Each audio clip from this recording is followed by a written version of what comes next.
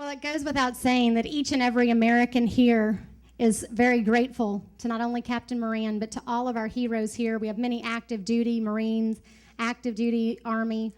And I really want to just say thank you to all of our helpingahero.org home recipients that are here who have served so valiantly. And we're blessed at Helping a Hero to have said thank you through giving your home. And next week, we're going to have a groundbreaking for Corporal Rob Engelbrecht, and then get to have Dylan move in the week after that. So thank you all for being here, and we appreciate all that you do and continue to do for our heroes and continue to give back to our wounded. They not only are wounded, but they continue to support those others coming behind them and helping them transition back into our community. So I really appreciate all that they do and serve in our community.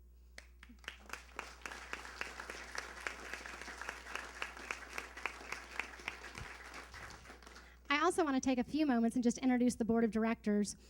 We have Vicki Nixon, Karen Roan, Bob Clark, Jack Lord, Larry Holland. I think that's all that are here today, and myself. And we just really appreciate the opportunity to serve at Helping a Hero because we are an all-volunteer organization. We don't have any paid staff.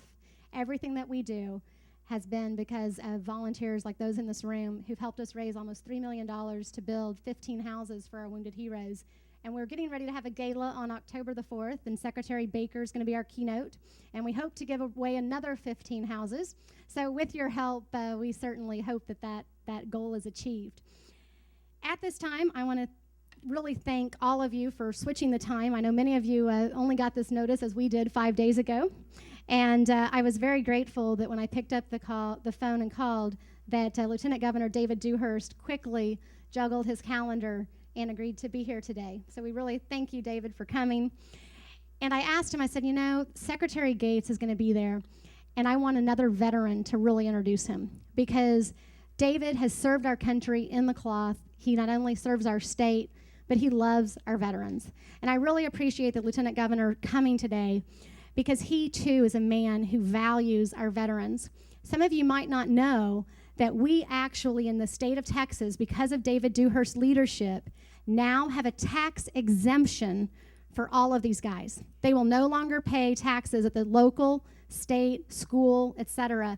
That is a huge burden off of their shoulders. I cannot tell you how many called me and said, is this really, really true?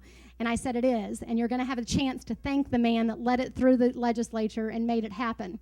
So Lieutenant Governor Dewhurst, please come forward and thank you on behalf of all our veterans.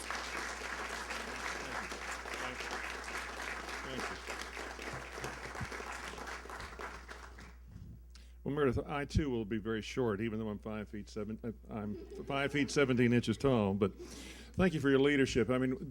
I came today for 3 reasons. First of all, I love veterans. I am impressed by Captain Moran, and Bob Gates has been a personal hero and a friend of mine for a long time. So I'm delighted to be here. I know that with a volunteer force, the only way we get people. The size and the quality of our force is directly proportional to how well we treat our veterans. And so I'm delighted to be here. We've got Secretary Cassell's with us and Congressman T. Hart, Mr. Strake, who's a longtime friend, and we've heard from Mr. Biggio. We've got some brave soldiers, Boy Scouts, ladies and gentlemen. I'm really, really pleased to be here and have this opportunity to introduce Bob Gates, who I just got through saying is a personal hero of mine. If I can, though, just say a couple of words. First, I had a chance to visit with Captain Moran in the back. And Tricia, my wife, is here, and we have a little 5-year-old daughter, little Carolyn. And it's a fact. Carolyn sings the Marine Corps hymn all the word. No, don't do it right now, dear.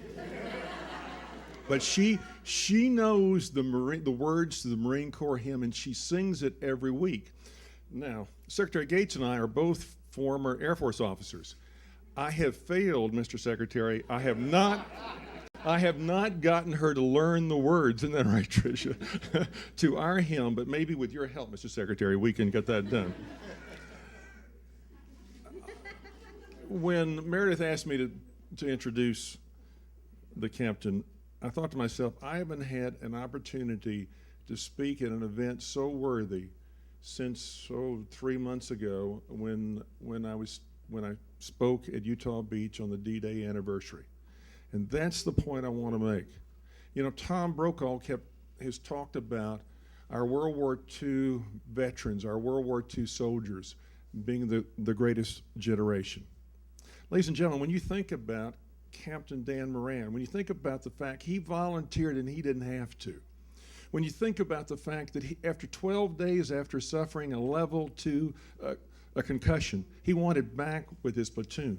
When you think about the fact he's just gone through 2.5 years at Brooks Army Burn Center, a place where every time I go, I'm humbled and I'm inspired. Mr. Secretary, I got to think that Captain Moran and all of our great and our brave young men and women who are serving are countering the threats to America just as well and just as ably as our fine men and women who served during World War II. God bless you, Captain Moran, to you and your family.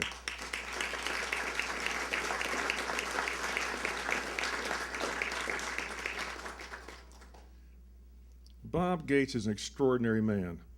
I've had the chance to know him for a number of years. It's my opinion that Secretary Gates has been in training all of his life for the job that he took over in mid-December 2006. Think about it.